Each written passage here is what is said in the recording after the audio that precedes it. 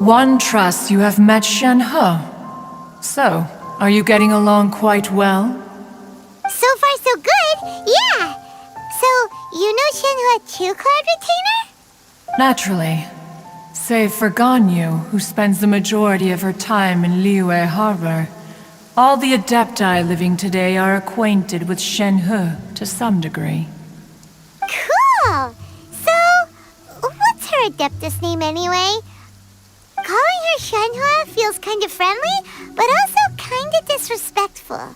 So Paimon's thinking maybe it'd be better if we called her by her Adeptus name instead. Her Adeptus name? Why, pray tell, would Shenhe have an Adeptus name? Don't all Adepti have a special title they go by? On this latter point, you are correct. However, Shenhe is human. Oh, right. Wait, what? What? You knew already? So is Paimon the only one who didn't know?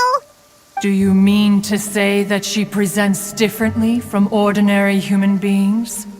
Well, to start with, her problem-solving methods are extremely direct.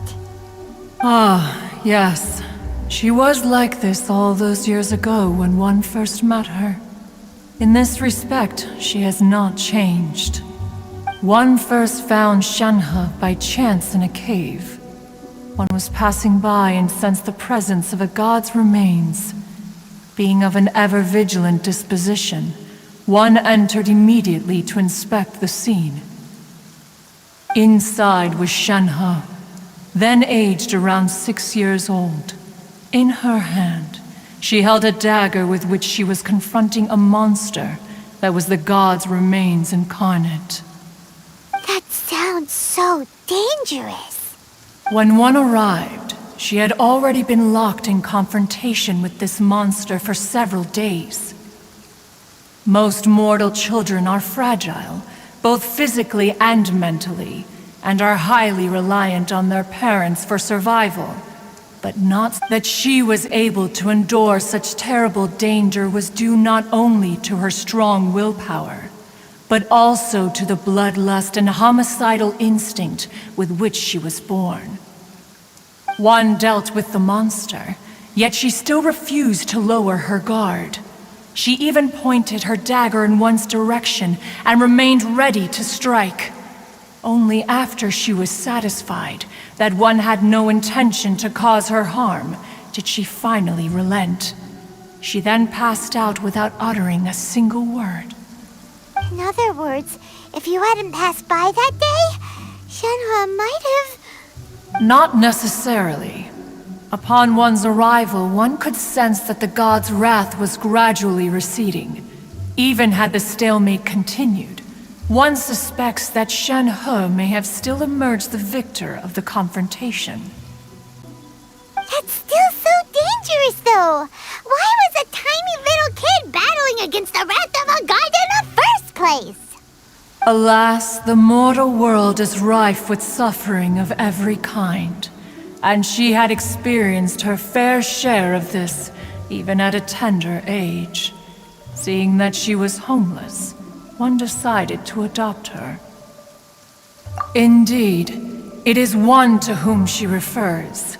Shenhe has an extraordinary constitution, making her well adapted to practicing the Adepti arts. All the Adepti cherished her talents, and so we were willing to train her. However, her homicidal urges did not subside with age. Rather, they grew stronger day by day. Mooncarver once performed a divination for her. He declared that her fate is to bear the curse of calamity. Consumed by malevolent energy, she is prone to bring harm to those around her. Such is the magnitude of the danger this poses, that her soul must be bound with red ropes to keep her homicidal instinct at bay. The red ropes have indeed served to keep her calmer and more content. They also seem to have rendered her somewhat inexpressive. Perhaps the red ropes are so powerful that they have suppressed some of her other emotions as well.